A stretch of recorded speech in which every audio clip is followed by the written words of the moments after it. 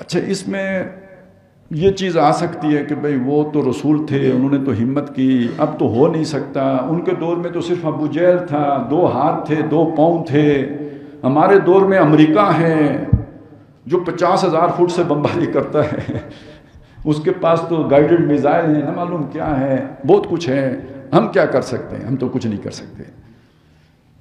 تو نبی صلی اللہ علیہ وسلم نے پیشن گوئیاں فرمائی ہیں کہ قیامت سے پہلے کل روئے عرضی پر اللہ کا دین غالب ہونا ہے۔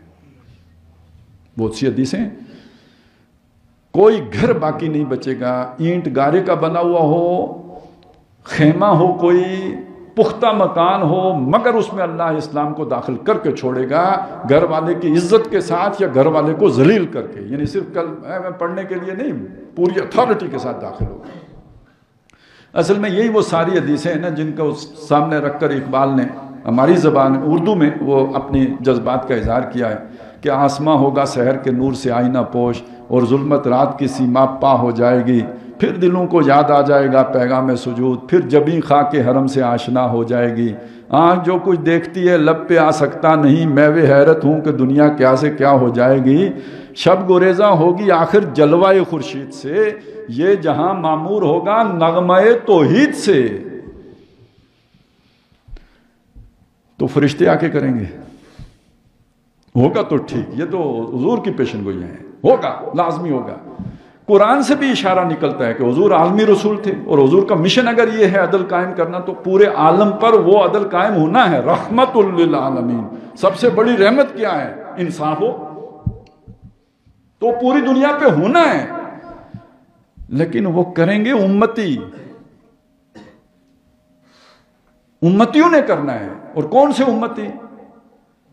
کچھ امتی ہوں گے جو دعویٰ کرتے ہیں کہ ہم امتی ہیں، جب حوض کوثر پہ حضور کی طرف بڑھیں گے تو فرشتے روک دیں گے، حضور فرشتوں سے کہیں گے کہ یہ میرے امتی ہیں، ان کو کیوں تم نے روک دیا، انہیں میرے پاس آنے دو۔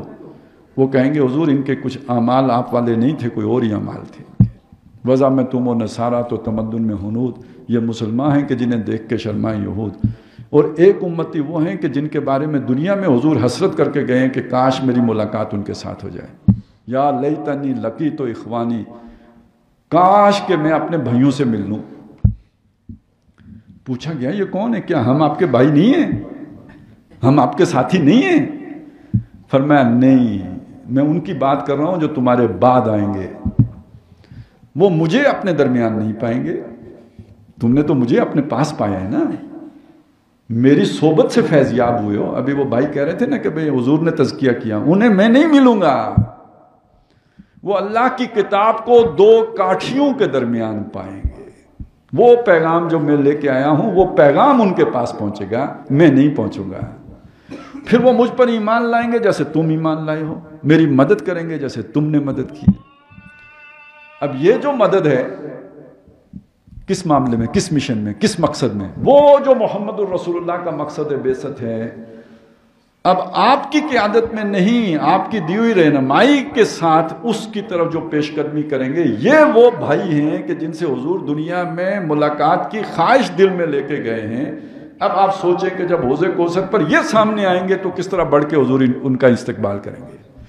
اور یہ چانس کس کے پاس تھے؟ صحابہ کے پاس تو نہیں ہے، یہ وہ انہوں نے تو حضور کو اپنے درمیان پایا ہے۔ بلکہ مجھے وہ حدیث بھی یاد آ رہی ہے جس میں حضور نے صحابہ سے پوچھا کہ عجب الایمان، بہترین، شاندار، پیارا، دلارا ایمان کس کا ہے؟ تو صحابہ نے کہا کہ فرشتوں کا۔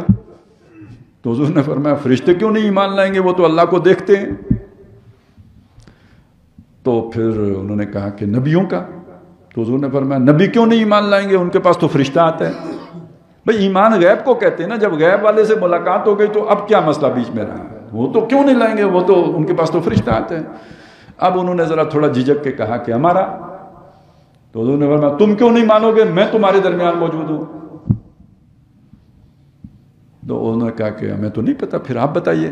تو حضور نے فرمایا تمہارے ان بھائیوں کا، پھر وہی بات آ گئی جن تک میں نہیں پہنچوں گا، یہ پیغام پہنچے گا۔ یہ فضیلت آپ کا انتظار کر رہی ہے، عجب الایمان والی بھی، اور یا لیتنی لقیت اخوانی والی بھی۔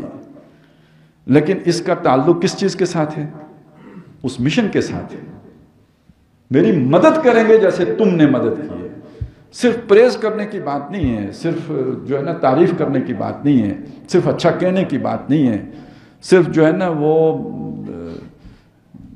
دعائیں کرنے کی بات نہیں ہے، درود و سلام بھیجنے کی بات نہیں ہے. یہ ساری چیزیں اچھی ہیں، میں یہ نہیں کہتا کہ یہ غلط ہے، لیکن جو اصل کرنے کی بات ہے وہ کیا ہے کہ اس مشن کو سامنے رکھا جائے جو محمد رسول اللہ کا تھا، جس نے پوری دنیا پر جس نے چھانا ہے، اس کے لیے محنت کی جائے، جد و جہد کی جائے، دامے درمے سکھنے کی جائے، تن من دھن سے کی جائے، اپنی زندگی اس کے لیے وقف کی جائے، اپنے مال و اولاد اس کے لیے لگائی جائیں، جیسے کہ صحابہ اکرام نے مدد کی محمد رسول اللہ کی. تو یہ پھر حضور صلی اللہ علیہ وسلم سے سب سے قریب ہوں